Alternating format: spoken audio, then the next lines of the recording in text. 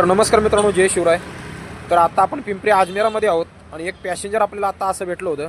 47 रुपयाची बुकिंग होती, पण असं कस्टमर भंगार मिळालं होतं. लेडीज होतं. जसं काय लेडीजला सर्व कायदे माफच आहेत, अशा लेडीज काय काय वागतात मित्रांनो. असाच प्रकार माझ्यासोबत आता घडला. तर रसरंग स्वीटपासून आतमध्ये आपलं आजमेरामध्ये इकडं ग्रीन फ्रेंड्स म्हणून काहीतरी सोसायटी आहे. तिथून पिकअप होतं त्यांचं आणि त्यांना जायचं होतं मुळचंद मिल, आपलं मेट्रो स्टेशनच्या तिथं. तर तिथून दोघी बसल्या, तिथून आपला फ्रेंड ग्रीन फ्रेंडच्या इथून. आणि त्या काय बोलल्या, इथनं मधनं आपल्या डोळ्यांचा जिथनं दवाखाना आहे तिकडनं मी जात होतो. तर त्या बोलल्या आपल्या पुढून घ्या मेन रोडने, आजमेरा रोडने, मासोळकर कॉलनीच्या तिकडनं. आम्हाला तिकडनं एक पिकअप आहे आमचं. तर बोललं ठीक आहे चला. पिकअप लोकेशन तर त्यांनी काय टाकलं नव्हतं, ॲड स्टॉप केला नव्हता.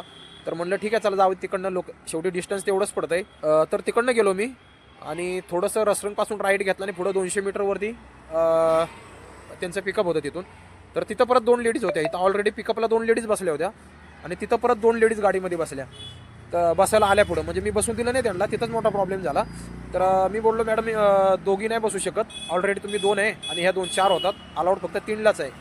तर ती बाई बिनडोक एवढी मला काय बोलते माहिती आहे का. आता मी थोडं चुकीचं बोलतोय, बोलायला योग्य वाटत नाही, पण बाई ती बोलली की मला माहिती आहे की आम्ही बुकिंग केले, आम्ही किती पण बसू, तुम्ही नका शिकू आम्हाला आम्ही किती बसायचं आणि किती नाही ते. आम्ही बुकिंग केले रिक्षा. तर मी म्हटलं बुकिंग केले म्हणजे तुम्ही काय उद्या 10 पण बसवाल. नाही नाही, ते आमचं आम्ही ठरवू, तुम्हाला काय प्रॉब्लेम आहे, इथं कुठे पोलीस आहेत पकडायला. आम्ही बुकिंग केले, आम्ही आमच्या पद्धतीने जाऊ. त्यांना एक उदाहरण दिलं मी, म्हटलं मॅडम तुम्ही बसने कधी प्रवास करता का.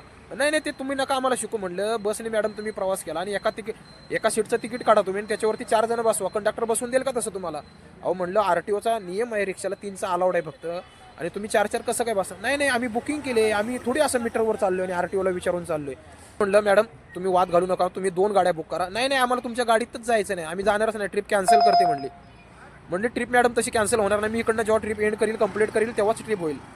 तर बोलली नाही नाही, तुम्ही कशाला कंप्लीट करणार, आम्ही जायचंच नाही तर कंप्लीट कशाला करता, आम्ही गेलोच नाही जिथं आम्हाला जायची तिथं गेलोच नाही, तर तुम्हाला पैसे कसले देणार आम्ही. बोललो पैसे कसले देणार म्हणजे, तुम्ही तिथं सांगत नव्हतं का मला पुढं 2 पॅसेंजर आहेत म्हणून. नाही नाही, काय गरज सांगायची, तिथं जर आम्ही 4 बसलो असतं तर तुम्ही काही नसते बोलले. अहो म्हणलो तिथं 4 नाही, मी तुमचं तिघांच्या वर एक पॅसेंजरच घेतलं नसतं तिथं पण. तर असे वाद घालायला लागले माझ्यासोबत, गाडीचे फोटो काढून घेतले. म्हणते आता तुमची कंप्लीट करते. म्हणलो करा मॅडम, काय कंप्लीट करायची ती करा. आणि मला म्हणते पैसे मी काय देणार नाही. पण भांडून शेवटी तिथं अजून 4 लोक गोळा झाले, 4 रिक्षावाले गोळा झाले. मग त्यांनी परत समजावून सांगितलं त्यांना की मॅडम असंच आहे, बरोबर 3 पॅसेंजरवर अलाउड नाही. तर तेव्हा कुठं तिने पेमेंट केलं आणि परत मोबाईलमध्ये बोटं घालून माझ्या गाडीचे फोटो काहीतरी काढतच होते. तर असे असतात मित्रांनो काय काय पॅसेंजर. तुमच्यासोबत पण असा किस्सा नक्की घडला असेल, घडतो असा किस्सा. लय जण असतात बुकिंग केली म्हणजे गाडी खरेदी केलं असंच त्यांना वाटतं. तर चला मित्रांनो, कसा वाटला व्हिडिओ कमेंट करून नक्की सांगा आणि व्हिडिओ लाईक करा, शेअर करा आणि चॅनलवरती नवीन असेल तर असेच नवीन व्हिडिओ पाहण्यासाठी चॅनलला सबस्क्राईब करा. धन्यवाद.